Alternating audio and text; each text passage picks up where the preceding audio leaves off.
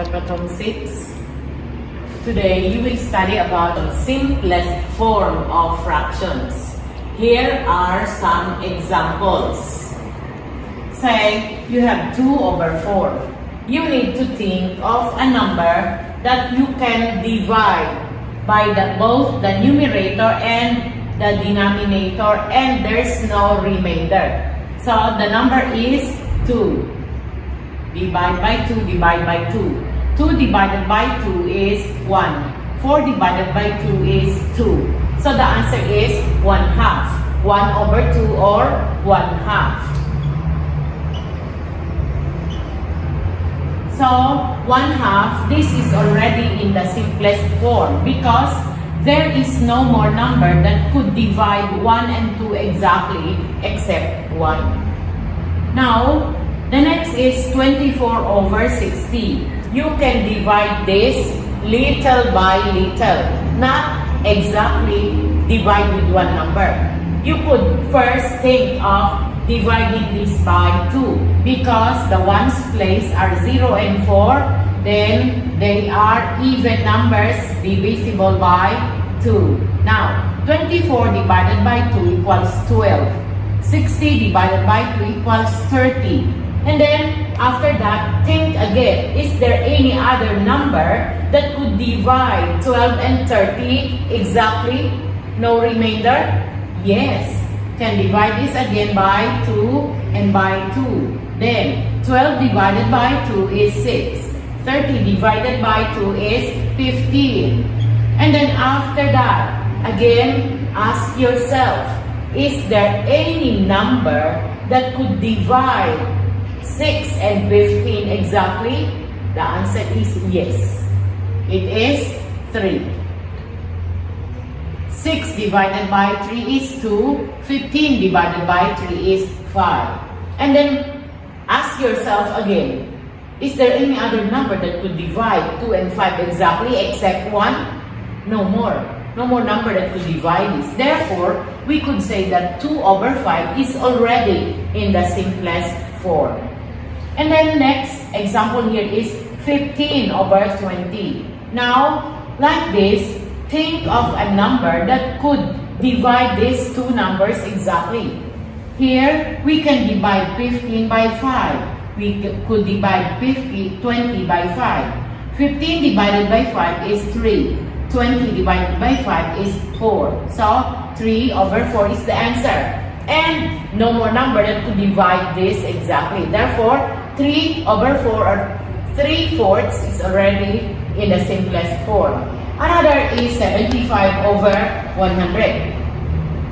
So I told you, you could divide this step by step, little by little, not at once with one number. Let's say, I will divide this by 5 first. Divide by 5. 75 divided by 5.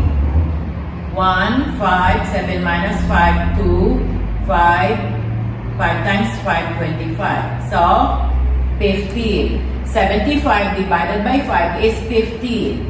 And then, 75, and then 100 divided by 5 is 20.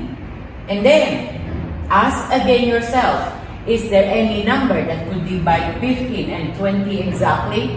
Yes. That's it here. So, divide by 5, divide by 5, then 15 divided by 5 is 3 again, 20 divided by 5 is 4. And 3/4, like here, is already in the simplest form. Now, the next for this week is addition and subtraction. So, I will discuss to you both addition and subtraction because these two follow the same rule. So here are some examples for you to understand how to divide, how to add, and how to subtract fractions. If the denominators are the same, there's no problem. Just add or subtract the numerators and copy the denominators. Here, 3/8 plus 2/8, just add 3 and 2. That is 5/8. Done. And then, number 2 also is for subtraction the same. If the denominators are the same, just subtract the numerators. Here, 3 minus 2 is 1 over the same denominator. So the answer here is 1 over 8. Another, number 3 example, 3 over 4 plus 2 over 5. The denominators are not the same. Then we cannot add at once. We need to make the denominators the same first. Now, what do we need to do is multiply this fraction by 5 and multiply this fraction by 4. So we will multiply this by 5 and by 5. We will multiply this by 4 and by 4. And then you will rewrite. 3 times 5 is 15 over 4 times 5 is 20 plus 2 times 4 is 8. 5 times 4 is 20. Now that the denominators are the same, you can add the numerators. So 15 plus 8 equals 23 over 20. This is an improper fraction. The numerator is greater than the denominator. Now, for number 4 is subtraction. 3 over 4 minus 2 over 5. Again, the denominators are not the same. So, like in number 3, we need to multiply this by 5 and multiply this by 5. And multiply this by 4 and multiply this by 4. Then rewrite 15 over 20 minus 8 over 20. Now, the denominators are the same. We could just subtract the numerators. 15 minus 8 is 7 over 20. So the answer is 7 over 20. Now, number 5 and number 6, again, you will see that the denominators are same. But you could find a number to multiply by the smaller denominator and the answer will be equal to the greater one. So here, 5 times what is equal to 10? That's 5 times 2 and 5 times 2. So, we don't need to multiply this. Only this part. Multiply by the same number. So, this will be equal to 4 over 10 plus 3 over 10. You see, the denominators are not the same. So, you will just add the numerators. 4 plus 3 is 7 over 10. This is now our answer. Now for subtraction, the same thing. Look at the smaller denominator. Is there any number that we could multiply by 5 and the answer is 10? The answer is yes. That is 2.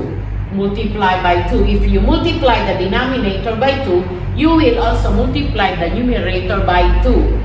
Then 2 times 2 is 4 over 10. Minus 3 over 10. The denominators are the same now. We can subtract. 4 minus 3 is 1 over 10. So the answer in subtraction is 1 over 10. For your homework, please answer student's book pages 114, 115, and 116. Thank you.